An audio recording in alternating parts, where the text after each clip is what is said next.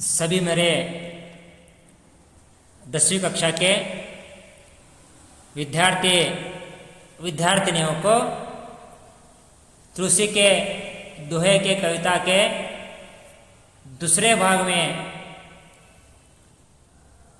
आपको मैं स्वागत करता हूँ। इस अवधि में हम तुलसीदास के दोहों के बारे में चर्चा करने के लिए आज मैं आपके सामने उपस्थित हूँ। तो बच्चों, आपके मोबाइल के पर्दे पर तुलसीदास के पहले दोहे आपके आंखों के नजरों में है। तो मैं पढ़ता हूँ कि आप देखते जाना। मुखिया मुख सो चाहिए, मुखिया मुख सो चाहिए, खान पान कहूँ एक, खान पान कहूँ एक, पाले पोसे सकल अंग, तुलसी सहित विवेक।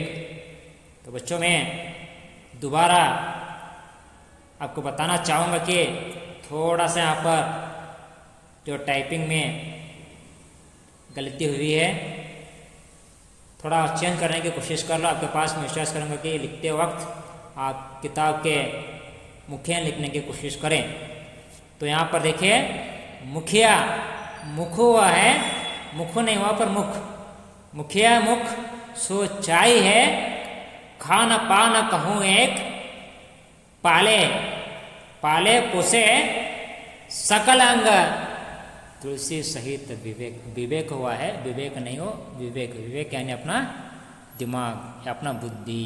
सही है। तो कितना अर्थ गर्भित है पहला दोहा। यहाँ पर मुखिया यानी मैंने बताया था अर्थ शब्दार्थ बताते वक्त, नेता या नायक या जनसेवक।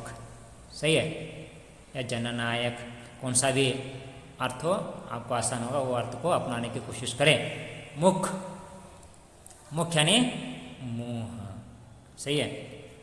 चाहिए खाना पान कहूँ एक, मुख। तो यहाँ पर तुलसीदास बताने की कोशिश कर रहे हैं कि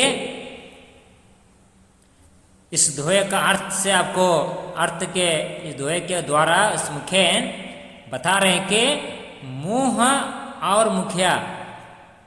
बच्चे गौर करो, मुख या मुंह।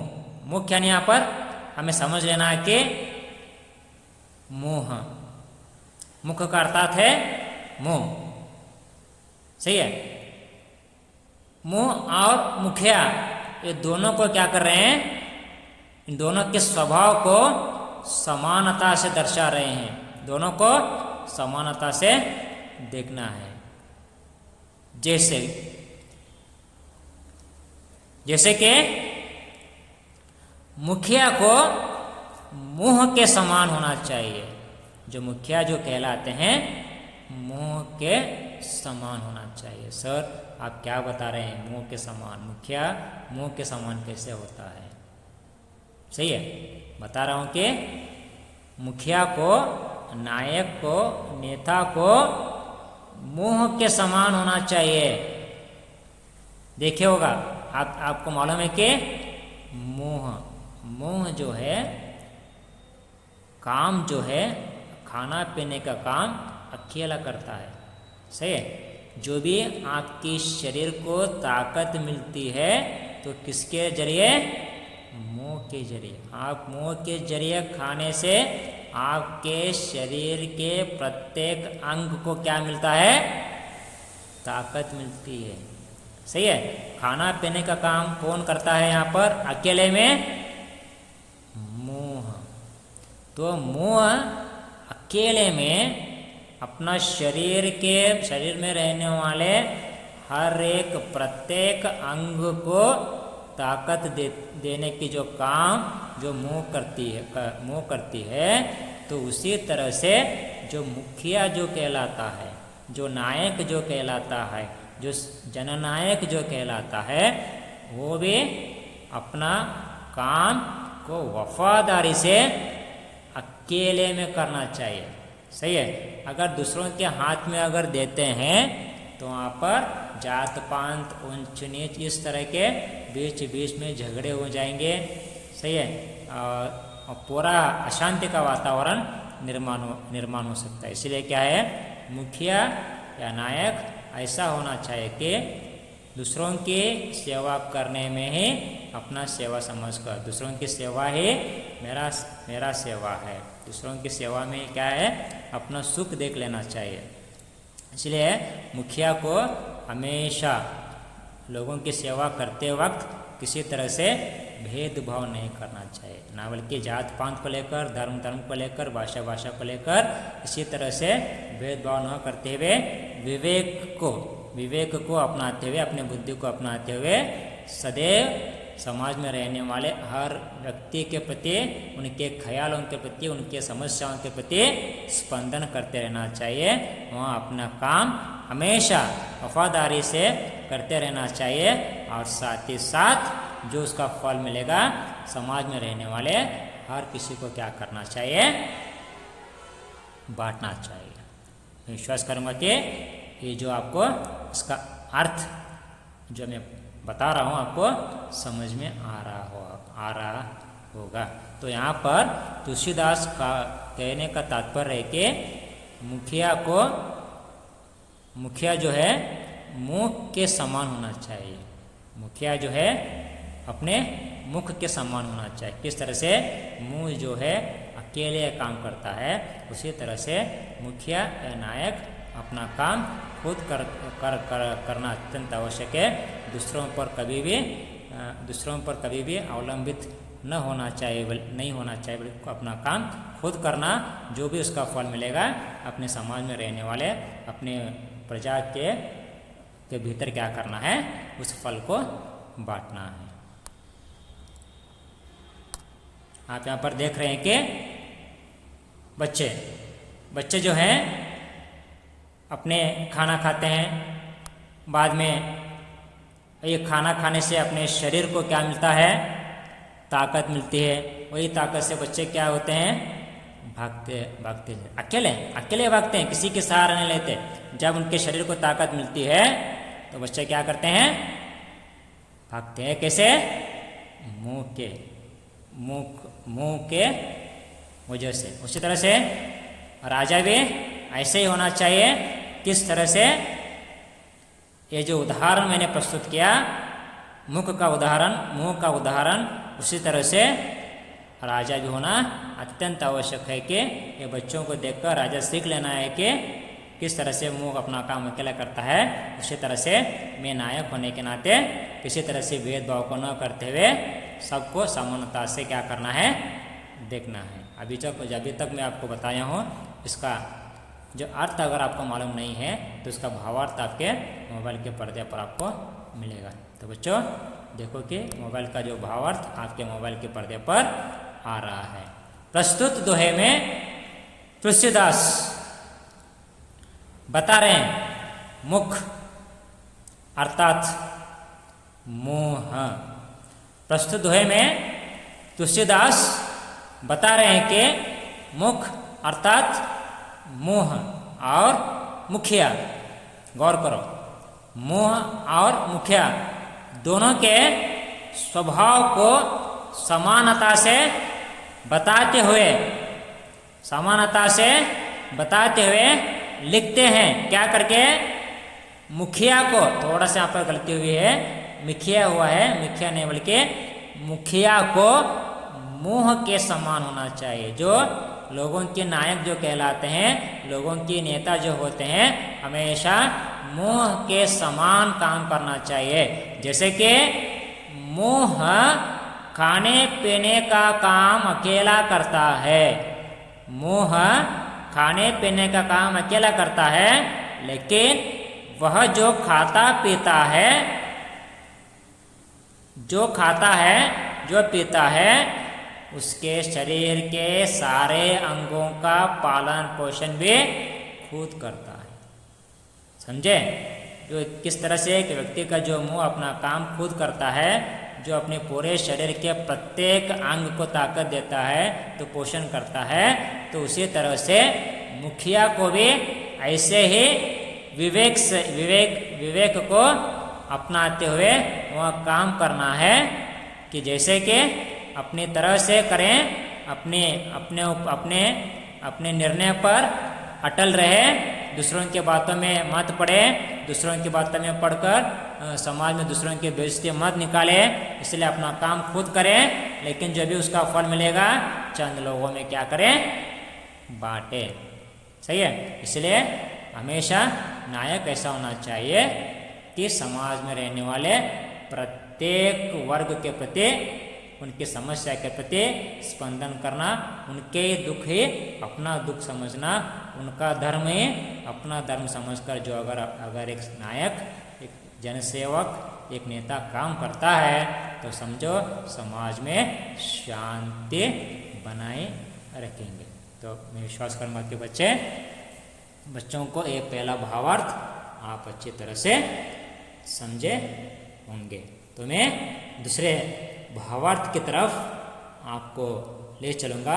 दूसरा तुलसीदास के दोहे की तरफ मैं आपको ले चलता हूँ कि दूसरा दोहा आपके मोबाइल के पर्दे पर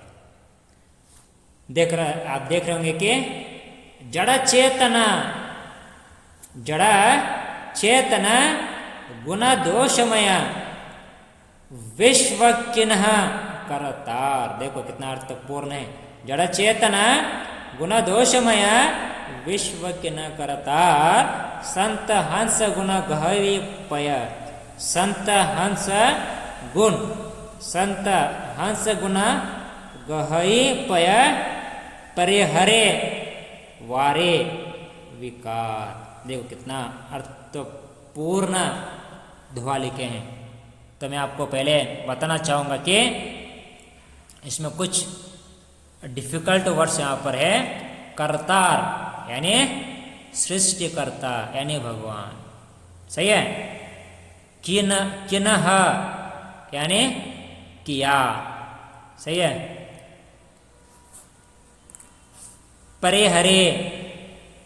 परिहरे इसका अर्थ है त्यागना। वारे पानी। सही है? वारे यानी पानी। तो बच्चों इसमें हंस नामक पक्षी है। हंस नामक पक्षी, उसके साथ संत है। आप देख रहे हैं कि यहाँ पर संत है। करतार यानी सृष्टिकर्ता, भगवान। ये जगत को सृष्टि जो बनाया है भगवान। सही है? संत भी है, पक्षी भी है। हंस पक्षी देख रहे हैं? हंस पक्षी कितना साफ सुंदर दिख रहा है। संत बैठे हैं। देखो संत में किसी तरह से स्वार्थ की भावना नहीं है। सादगी जिंदगी को अपनाने वाले संत, अपने आप को राम जप में अपनाने वाले संत, राम नाम में अपनाने वाले संत। सही है? और एक चित्र आपको मिलेगा दूध। जड़ चेतना गुण दोषमय विश्व किन्ह करतार, संत हंस गुण गहरी पय यानी दूध। संत हंस गुण गहरी पय, परिहरे वारी विकार। सही है? इस चित्र में संत बैठे हैं सब कुछ त्याग करके, काम क्रोध लोभ मोह मद मत्सर जैसे गुणों को त्याग करके अपने आप को भगवान के चरणों पर अर्पित किए हैं। दूसरी तरफ हंस सुंदर पक्षी आराम से जिंदगी में चैन की जिंदगी जी रहे हैं पंछी, सब कुछ त्याग करें। तो बताने का तात्पर्य क्या है, तुलसीदास हंस पक्षी के साथ, आपके चित्र में देख रहे हैं कि हंस पक्षी, हंस पक्षी के साथ संत के तुलना करते हुए उनके स्वभाव का परिचय दे रहे हैं, स्वभाव का परिचय। इस जो हंस का जो पक्षी के साथ, आपके जो मोबाइल के पर्दे पर जो चित्र दिख रहा देखने को मिल रहा है कि हंस नामक पक्षी, इस पक्षी के साथ संत के स्वभाव के बारे में कवि अपना अभिप्राय व्यक्त कर रहे हैं कि सृष्टिकर्ता, कर्ता जो है, सृष्टिकर्ता जो है भगवान, इस संसार में, इस जगत में अच्छे बुरे, जड़ चेतन, जड़ यानी बुरे, अच्छे बुरे गुण दोष, अच्छे गुण भी है बुरे गुण भी हैं, इन सारे गुणों को लेकर मिलाकर इस सुंदर सृष्टि का, विश्व का निर्माण किया है। तो बच्चों, मैं विश्वास करूंगा कि आपको मालूम समझ में आ रहा है, सही है। कवि तुलसीदास बताने की कोशिश कर रहे हैं कि भगवान इस अद्भुत सृष्टि का निर्माण किए हैं।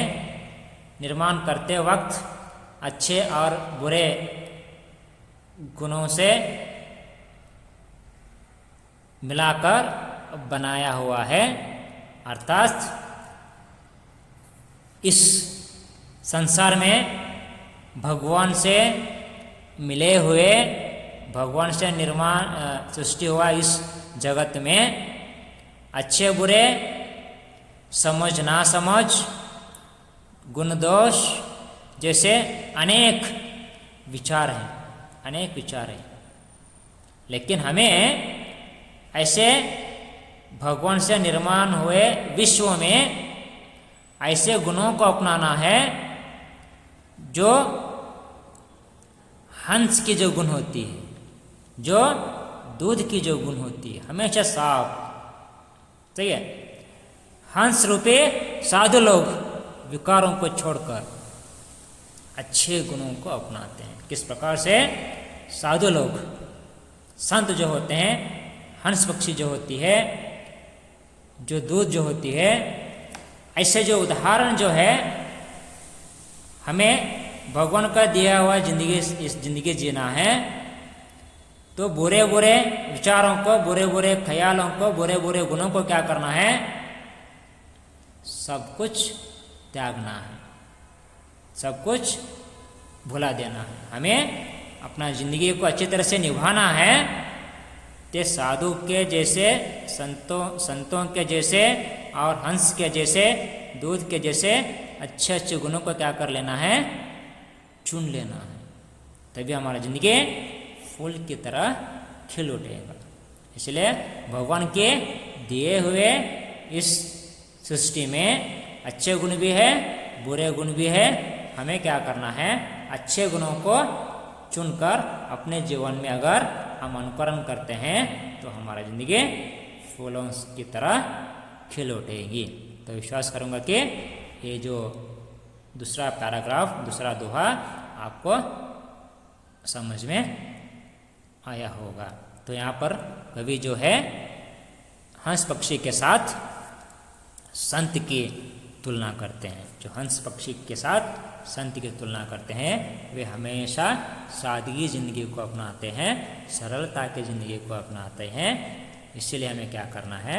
साधु जो बनना है तो अनेक बुरे बुरे गुणों को त्याग करके, तपस्या करके साधु बनना पड़ता है। तो वे काम, क्रोध, लोभ जैसे, लोभ, मद, मत्सर जैसे जो गुण होते हैं, उन सारे बुरे गुणों को त्याग कर अपने आप को क्या किए रहते हैं? भगवान के चरणों में अर्पित किए होते हैं। इसलिए हमें क्या करना है? साधु लोग बुरे गुणों को छोड़कर अच्छे गुणों को किस तरह से अपनाते हैं, तो हमको भी क्या करना है? जो विद्यार्थी होने के नाते जो भी हमारी ज़िंदगी में आने वाले बुरे ख्यालों को, बुरे गुणों को दूर करके अच्छे गुणों को चुनकर अपने जीवन में अगर हम उनका अनुकरण करते हैं तो हमारी ज़िंदगी उन्नति की ओर बढ़ेगा।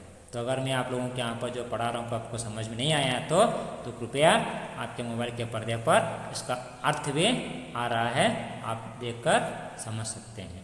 तो बच्चों इसका अर्थ जो है आपके मोबाइल के पर्दे पर। प्रस्तुत दोहे में तुलसीदास संत के हंस पक्षी के साथ तुलना करते, हंस पक्षी के साथ तुलना करते हुए उनके स्वभाव का परिचय देते हैं कि सृष्टिकर्ता भगवान ने इस विश्व में अच्छे बुरे गुण दोष को मिलाकर बनाया। अच्छे बुरे गुण दोष, अच्छे भी गुण है, बुरे भी गुण है, कुछ व्यक्तियों में दोष भी है, कुछ व्यक्तियों में अच्छे अच्छे गुण भी सम्मिलित हैं, सब मिलाकर बनाया है। अर्थात हमें क्या करना है, इस संसार में अच्छे बुरे समझ या ना समझ जो भी होते हैं उन गुणों को, जो दोष से भरे हुए गुण होते हैं उन्हें छोड़ना है। लेकिन हंस रूपी साधु लोग, अगर साधु को देखते हैं वे विकारों को छोड़कर, बुरे गुणों को छोड़कर दूध रूपी यानी दूध के समान अच्छे गुणों को क्या करते हैं, अपनाते हैं। तो बच्चों मैं विश्वास करूंगा कि दूसरा दोहा आपको ठीक से समझे होंगे। तो मैं आप लोगों को तीसरी पैराग्राफ की तरफ आपको मैं ले चलूँगा। तीसरा पैराग्राफ आपके मोबाइल के पर्दे पर बहुत अर्थपूर्ण है। दया धर्म का मूल है तो पाप का मूल है अभिमान, पाप का मूल है अभिमान। तुलसी दया न चंडिए, तुलसी दया न चंडिए, जब लगा घट में प्राण। तो बच्चों इस दोहे का अर्थ जो है, तुलसीदास जी स्पष्ट से आपको बताने की कोशिश कर रहे हैं कि आजकल लोग करुणा, दया, दूसरों के कष्ट के प्रति स्पंदन करना, ये सब कुछ भूल चुके हैं, सब कुछ भूल चुके हैं।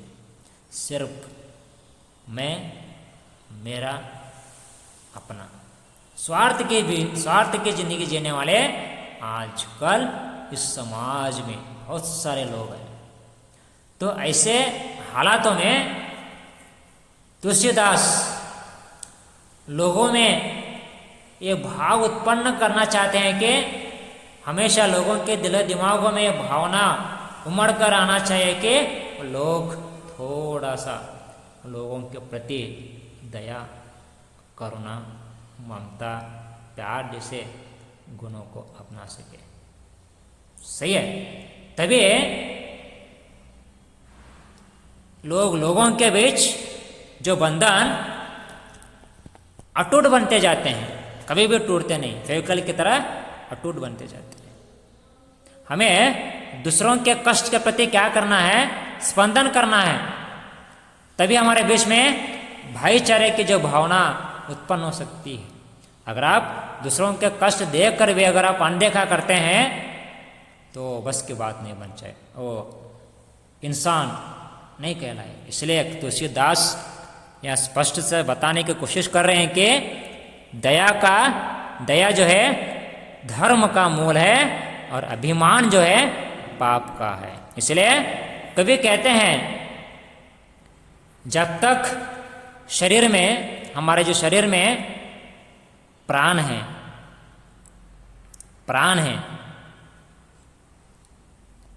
जब तक हम में ताकत है, हम धर्म को अपनाना, दूसरों के कष्ट के प्रति स्पंदन करना, दूसरों के ख्यालों के प्रति अपना ज़िंदगी बिताना, उनके कष्ट को अपना को समझकर ज़िंदगी जीना।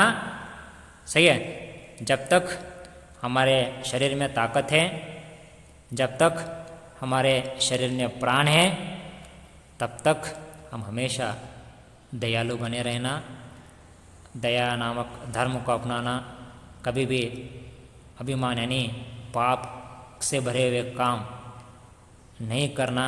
ये मेरा अभिमान है कि मैं क्यों इस व्यक्ति का सेवा करूं, इस तरह के एक घमंड की भावना, घमंड के अभिमान अपने मन में नहीं रखना। अभिमान होना अपने देश के प्रति, अपने परिवार के प्रति, अपनी भाषा के प्रति अभिमान रखो, लेकिन आप दूसरों के कष्ट देखकर अनदेखा करते हैं, ये मेरा काम नहीं है। दूसरों के कष्ट देखकर भी अपना अभिमान, घमंड से अभिमान दिखाते हैं, वो सबसे बड़ा पाप है। इसलिए आप अपना अभिमान इस तरह से मत दिखाना कि जब तक आपके शरीर में ताकत है, जब तक आपके शरीर में प्राण है, तब तक आप अपना जीवन को दूसरों के कष्ट के लिए अर्पित करो। अपना अभिमान को छोड़ो और हमेशा दयालु बनो।